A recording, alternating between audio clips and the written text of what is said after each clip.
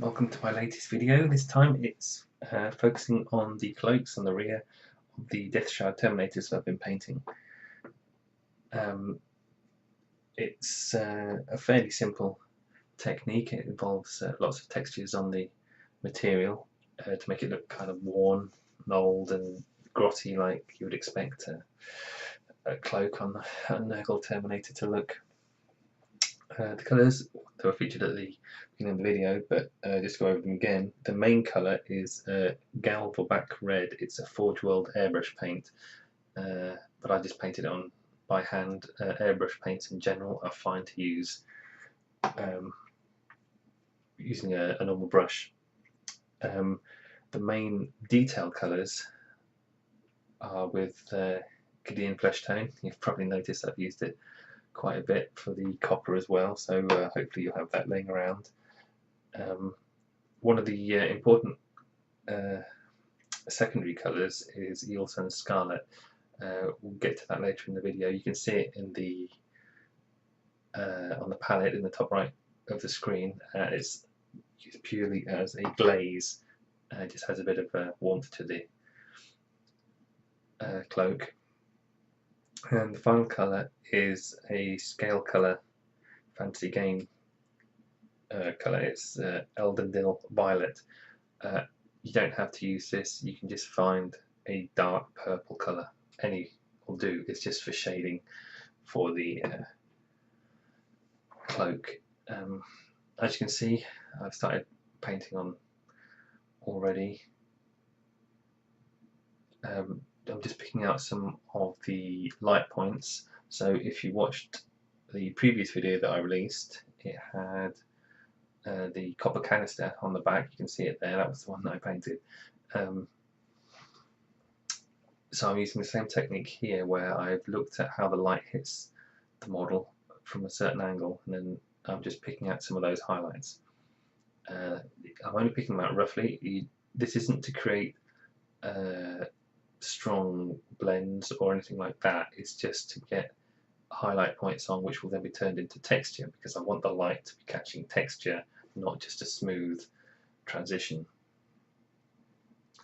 So you'll see in a moment that I'm just going to start doing little kind of cross-hatching movements. Also, just a note on the palette, the colours on the line on the left are from the copper canister that I painted.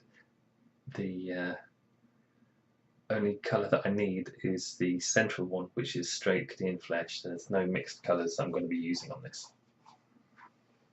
So you see the paintbrush keep going into that, but don't worry about the other colours on the palette. So you can see I'm doing quite fast, rough, sketchy movements to get the texture on. Now, one thing you're going to notice is, as I go along with this, that it's going to look quite bright and overpowering, but that's because I'm going to be glazing it all back down, and you glaze it down enough that the marks are very, very subtle, and then you can pick them out again so that those marks get a 3D effect. You can make this as quick or as complicated as you want. For this video, I've gone for a fairly simple few transitions. However, I will carry on picking things out after the end of the video, just to really bring the detail to life, and there'll be photos of that I upload onto Patreon as well. But it'd just be a bit boring watching me doing tiny details for hours and hours.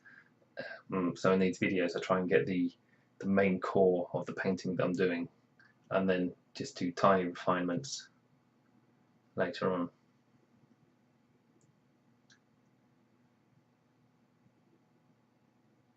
So as you can see, as I put the textures down, you can still see the highlight areas. So I'm always keeping in mind areas that I want to be in shadow and areas that want to be lighter. I also want the bottom of the cloak to be a bit more worn. Obviously there's lots of holes at the bottom of the cloak already, and I want to emphasise that even more by putting lots of little scratchy bits at the bottom. So it doesn't, I mean, you can go completely crazy with this really, because the glazing, you have complete control of how it looks using the glazing. Glazing is a fantastic technique, and I think I've said before, but I plan to do a whole video just on glazing, so you can see how useful it is, because it can turn pretty much anything to a smooth transition. It can soften textures, it can make things look really subtle, it can help you to emphasize areas, add tints to things, all sorts. It's such a all-encompassing skill that you can use on pretty much anything.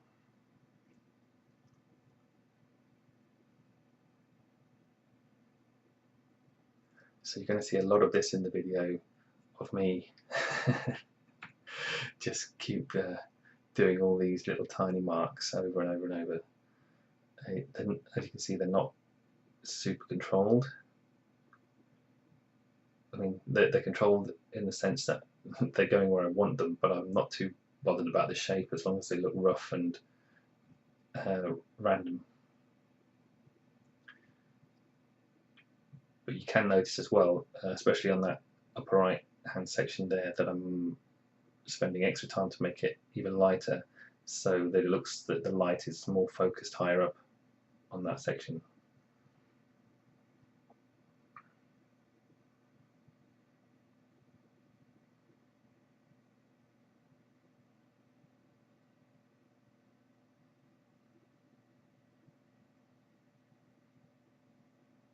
Now if you wanted, if you're doing these for tabletop, you could, once you've put all the marks down, you could leave it like that. From distance it looks quite nice.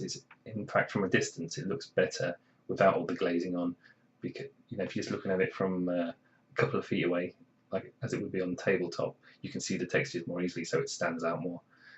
This is more technique as I progress with it. It will be used for display or competition painting. I'm planning on sticking these in a golden demon on the 26th of November, which is my birthday. So hopefully I'll get some sort of reward for the efforts, but we'll have to wait and see. So there you can see it's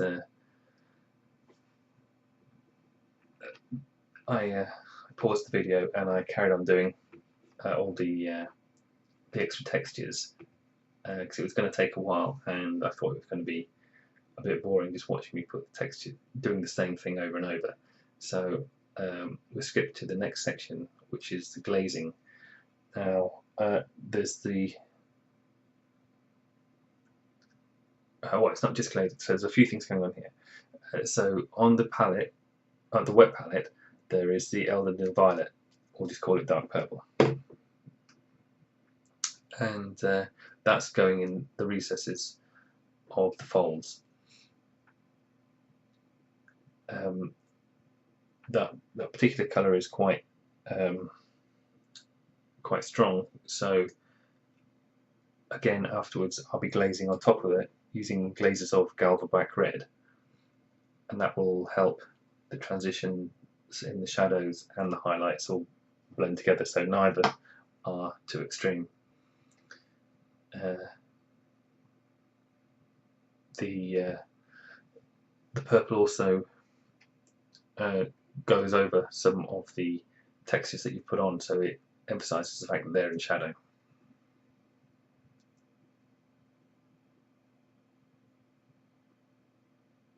Now you don't have, as I said, you can use any dark purple you want. I'm not entirely sure what would be a good colour match from Games Workshop paints. I'm planning on getting the whole range of Games Workshop paints for this, because it'll just make life easier for you guys if you've got an easy paints that you have easy access to. Obviously my collection is quite varied, but for videos and things like this I'm going to I want to make it as straightforward as possible for you to be able to find the paints, and obviously a scale fantasy paint isn't so straightforward for you to get hold of. The main issue I think you may have actually is finding the Vorbak red, because it's a Forge World only paint. Although Forge World are Games Workshop, the particular paints are, I believe, direct only from Games Workshop. So I don't even know if they carry them in the stores or not, because I haven't been in for years.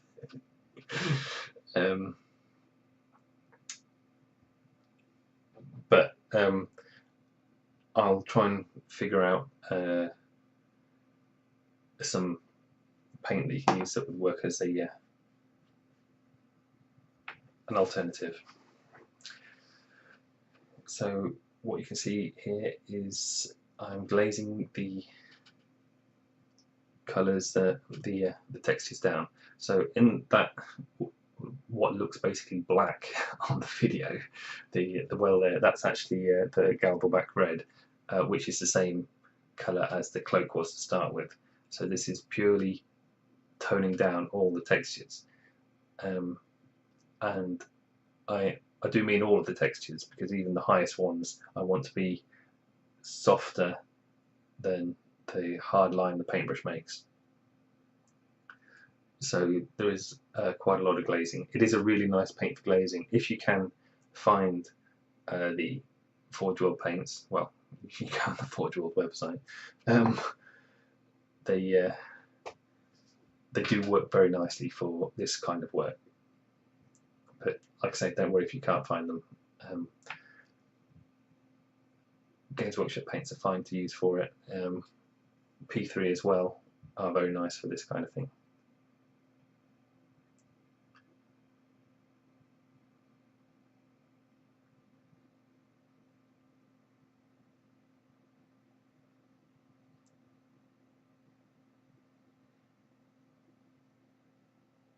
So you can see my glazing is a little bit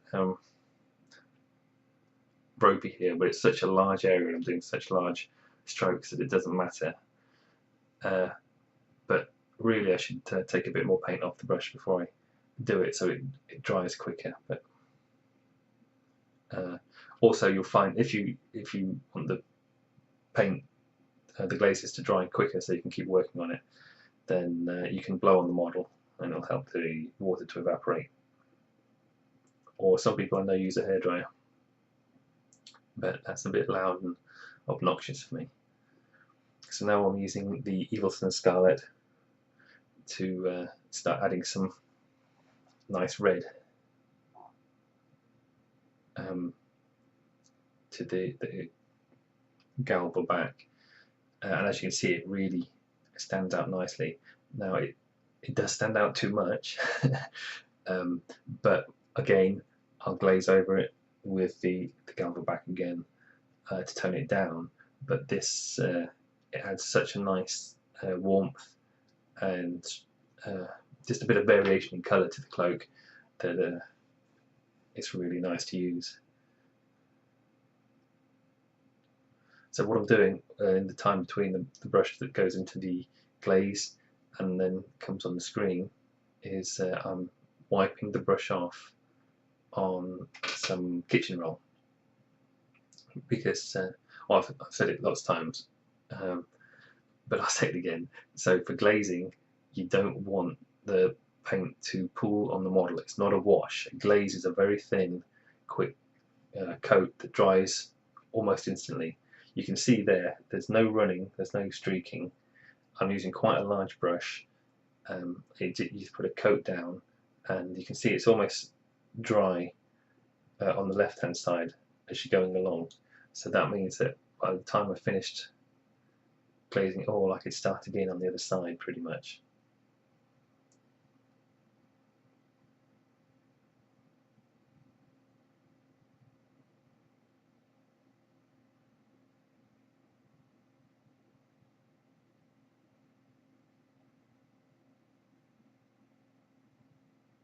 So you can see how it's really toned down all those scratchy little textures that I put on. If you want to take it even further, you can reapply textures and keep glazing, texturing, glazing, and that will give you a certain amount of depth to the piece. So you'll get eventually some of the marks will be really faded out, and then you've got old ones and fresh marks. So it looks like it's worn over a long period of time. But it just depends on how long you want to spend doing it.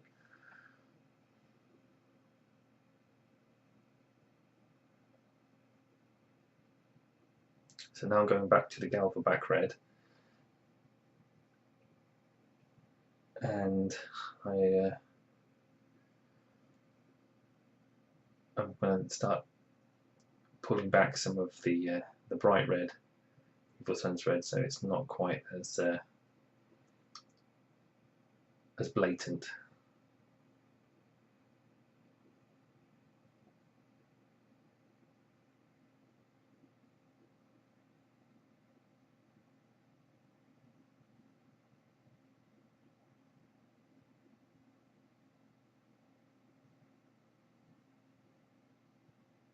The contrast is a little higher in the video. It means you can see the details and things better, but it means that you can see the details and things better than you would in real life. It's actually a fair bit more subtle than this. So it kind of swings and roundabouts. You get to see it better, but it doesn't look as good as it does in reality.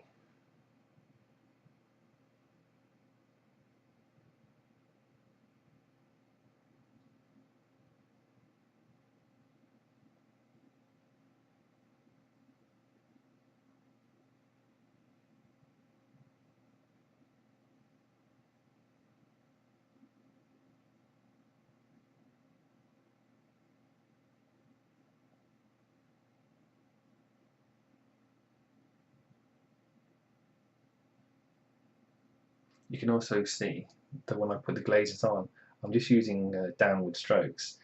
Now usually if I was painting colours on, I would, and if I wanted to do transitions and things like that, I would come at it from different angles all the time, because you get this kind of cross-hatching effect that makes the blending look, well, it blends quicker and more smoothly, because of crosshatch breaks up all the lines, whereas if you keep doing it in the same direction all the time, you get the lines all face the same way, so it's easy to see them.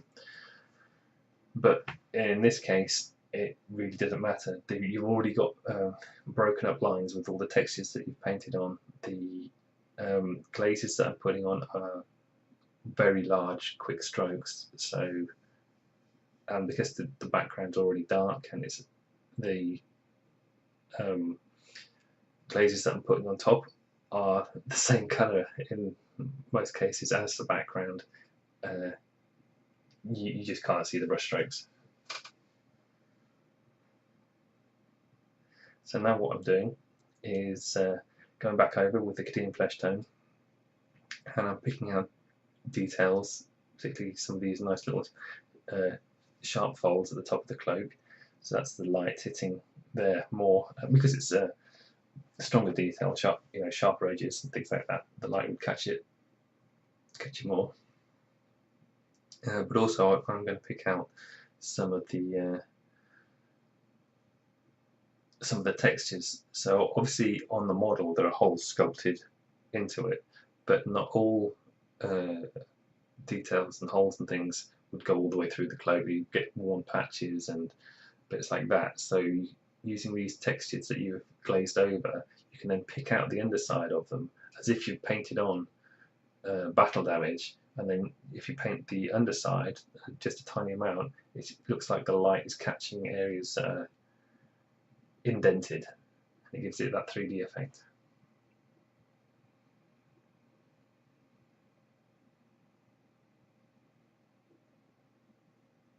And obviously I'm picking out the holes in the cloak quite clearly as well.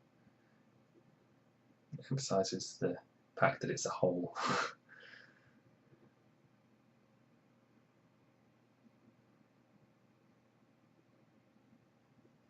The next video video I do will be the pink tubing and tentacle going around the sensor. Oh, I think it's some sort of sensor anyway.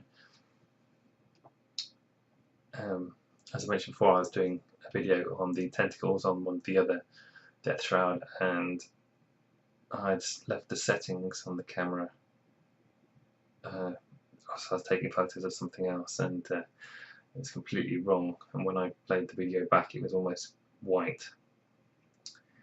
And that's completely my fault for not checking the settings and then not looking at the screen on the back of the camera while I was recording.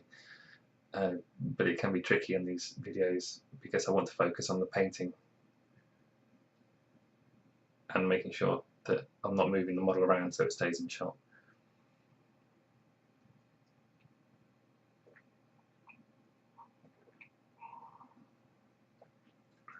So as I was saying earlier, you can see me picking out the textures that I'd already painted on that have been glazed over. It just adds lots of nice visual interest to the piece as well.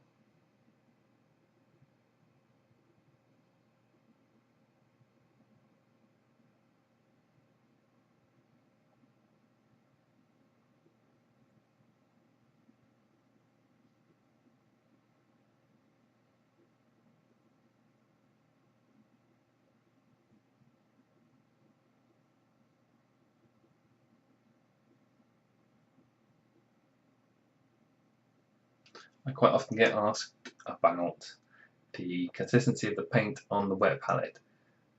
I don't have a set ratio.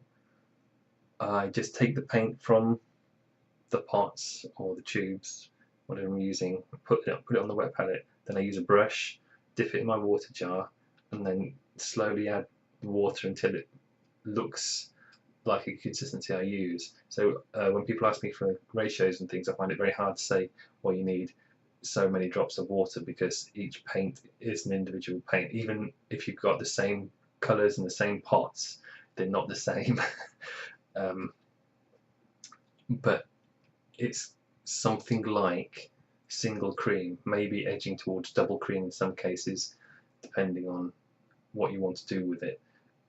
For these sort of details, you want the paint slightly thicker because the paintbrush leaves very definite marks, and you can glaze them down. If you just want subtle marks, you need the paint to be thinner. Depending on what colour the paint is, will also affect the kind of marks you make.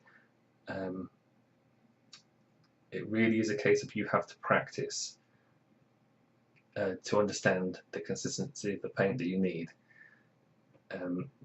For example, like the stippling on the armour, you can't see it from this side, there's a bit on the top maybe, is fairly thick paint as well, because each dot has to be a dot. If you used, say, glazed consistency paint, it would just bleed out and be just look like a smear on the model. So you need thick paint, but if you have it too thick, the paint will dry on the paintbrush before you get it onto the model. So you have to kind of balance it. It does also encourage you to work quicker, because every second that you have the paint on the brush, the paint is obviously drying. So yeah, so my best advice is aim for roughly single cream type consistency for the paints that you're using on the palettes, and then from that point practice with the paints to see what kind of marks you can make. If it's making the mark you want, if it's not making a strong mark, the paint needs to be thicker. If that's what you want. If you want it to be to mix in and it's making too strong a mark, obviously you need to add a little bit of water. The reason I use a brush to add the water is because it's much more controlled. Lots of people say about using dropper bottles because you can count the number of drops and things, but a drop of paint or a drop of water is a lot of fluid, especially for how I work on these palettes with the paint colours slow mix. So using a paintbrush, you have much finer control of the consistencies. Now back to the painting that I'm doing at the minute. I'm going back now and I'm picking out details again. Now obviously that looks very bright and stark now after I've pulled back all the other details, but it's allowing me to emphasize these areas which I can then pull back again with the glazing, but they'll still be brighter than they were before I put the details on. So it's just, as I said at the beginning, it's adding more depth to the piece. And obviously these I want to enter in the Golden Demon, so I need it to be as interesting as possible. And in keeping with that, I will be doing freehand on the back, certainly of the champion of the squad, but possibly on these two other guys as well, depending on how much time I have. But I'll be recording the champion freehand anyway, so hopefully that'll be exciting for you all to see.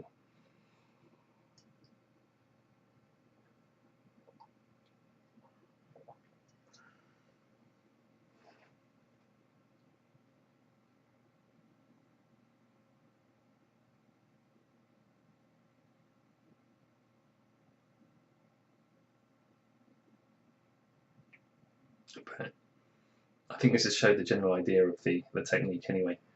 And obviously you can take it as far or as simply as you want, depending on what you want to do with it. So you could use this technique, as I said at the beginning, just using the very simple rough marks for tabletop standard, or you can take it even further and use it for high tabletop display, whatever you want to do with it, depending on how many layers and how fine the marks are. Lots of these techniques, most techniques are simple. The difficult part is brush control and paint consistency. And using those two things, you can use almost any technique and make it good or do what you want.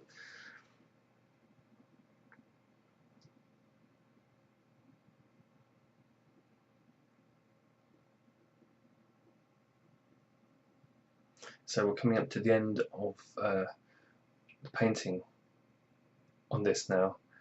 So what I wanted to do was, now that I've got it looking fairly like I wanted to take a moment and pause and then come back to it later on, so I can maybe neaten up areas and keep playing with it. So there's a nicer photo of what I just painted, but later on, as I said, I'll put more photos on Patreon, and you'll be able to see how I went over it even more. And I've also used another technique, which, well, not technique, but another effect where I've used matte varnish. I might actually do a little video for that. You get to see how the varnish changes how the cloak looks, but it makes it look worn and dusty and older in effect. But that's so that's a kind of a shiny, worn look. But anyway, so that's the end of the video, and I hope you enjoyed what you saw and my rambling wasn't too annoying. And then I'll get on to some new things for you. Thank you very much.